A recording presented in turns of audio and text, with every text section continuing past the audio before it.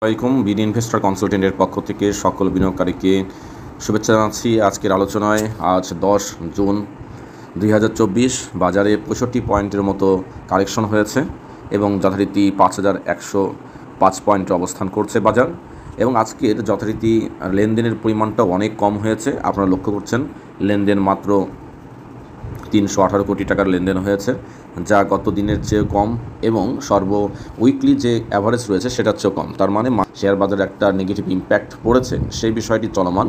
তবে আপনাদের কাছে একটু বলে রাখি, দেখুন শেয়ার বাজারে নেগেটিভ ইম্প্যাক্ট পরেও কিন্তু 300 কোটি টাকার লেনদেন হচ্ছে, মানে 300 কোটি টাকার উপরে। এর কারণটা কি? কোটি টাকার উপরে লেনদেন হচ্ছে। যারা শেয়ার সেল করছেন তারা কি আসলে লসে সেল করছে? এটা তো নিশ্চয়ই, কারণ তার লাভে নাই। কিন্তু কারা কিনছে, কেন কিনছে, বিষয়টা একটু মাথায় রাখবেন। শেয়ার বাজারে ভালো একটি উত্থান যদি আপনার প্রয়োজন হয়, তখন উত্থানের পূর্বে শেয়ার বাজারে একটি ড্রাই ভলিউমের একটা বিষয় কাজ করে। আপনাদের এর আগে আমরা ড্রাই ভলিউম নিয়ে কথা রয়েছে, সেই ড্রাই ভলিউমটা আপনার বিষয় সম্পর্কে আপনারা আমাদের একটি ভিডিওটা দেখে নিতে পারেন। ড্রাই ভলিউমের কথা নিয়ে একটু বিষয় আসি।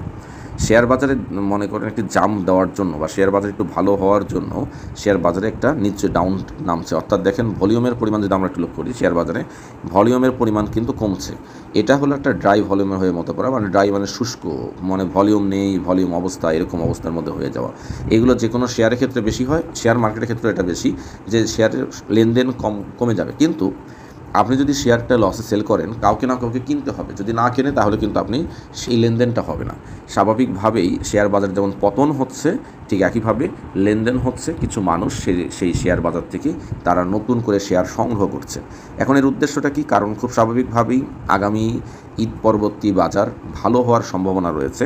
তবে ভালো হওয়ার আগে, শেয়ারের বা গেমলিং হওয়ার আগে বা মেকানিজম হওয়ার আগে, সহজ কথা বলতে গেলে বা স্মার্ট বিনিয়োগকারীরা শেয়ারের দাম বাড়াতে গেলে প্রথমে মনে রাখবেন তারা শেয়ার সংগ্রহ করবে। এই যেমন আপনি কম দামে শেয়ার ছেড়ে দিচ্ছেন, তারা কিন্তু শেয়ার বাড়ানোর চেষ্টা করছে এবং তারা কিনছে এবং কিনে কম দামে কিনছে তারা। এবার যদি একটু লক্ষ্য করেন, আমরা গতকাল বলেছিলাম বক্স প্যাটার্ন গতকালকে ভেঙে বের হয়ে গেছেন। আমরা যেটা কথাটা আপনাদেরকে বলেছিলাম, আমরা যদি আবারও একটু দেখানোর চেষ্টা করি, গতকালকেই বক্স প্যাটার্নটা ভেঙে গেছে, গতকালকেই ভেঙে গেছে এবং এই ভেঙে যাওয়ার পরে আজকেও সেই পতন। অর্থাৎ এই পতনটা আশা করা যায় যে 5000 পয়েন্টের কাছে এসে একটা বাউন্স খেতে পারে বা 5000 পয়েন্টের কাছেই নিচে নামবে না ঈদ পরবর্তী বাজার। আর যদি 5000 পয়েন্টের নিচে নেমে যায়, এটা একটু বিপদে সংকুল, সেটা 4800 পয়েন্ট পর্যন্ত আপনারা ধরে রাখতে পারেন বাজার না কারেকশন হতে পারে। তবে এখান থেকে মনে রাখবেন যে শেয়ার যারা বা যে বিনিয়োগকারীরা এখন শেয়ার সংগ্রহ করছে, তারা খুব স্বাভাবিকভাবেই শেয়ারটার দাম বৃদ্ধি করানো হোক আর যেটাই হোক, শেয়ার বাজার ঘুরে দাঁড়াবে ঈদ পরবর্তী সময়। এবং সেই ঘুরে দাঁড়ানোটা হবে খুব বেশি না, ঘুরে দাঁড়াবে, খুব বেশি ঘুরে দাঁড়াবে এমনটি বলছি না, ধীরে ধীরে ঘুরে দাঁড়াবে। কিন্তু যারা স্মার্ট বিনিয়োগকারী তারা এখান থেকে বিজনেস করে নেবে। মনে রাখবেন, শেয়ার বাজারের ডাউন ট্রেন্ড যখন আপনি বের হয়ে যাচ্ছেন, তখন শেয়ার বাজারে প্রবেশ করে স্মার্ট বিনিয়োগকারীরা।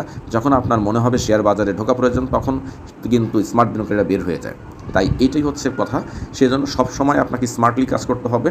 আপনি একবারে টাকা বিনিয়োগ করা যাবে না, বা কিছু টাকা সঞ্চিত রাখতে হবে, সুযোগ বুঝে কাজ করতে হবে। এখন যেমন ক্রয় করার সুযোগ, কিন্তু আমি যতই বলি আমার কথা কেউ শুনবেন না, আমার কথা কেউ মানতেও চাইবেন না। কিন্তু স্মার্ট বিনিয়োগকারীরা এখন কিনবে না। আমি যদি বলি, আমি নিজেও এই সময় কিনবো।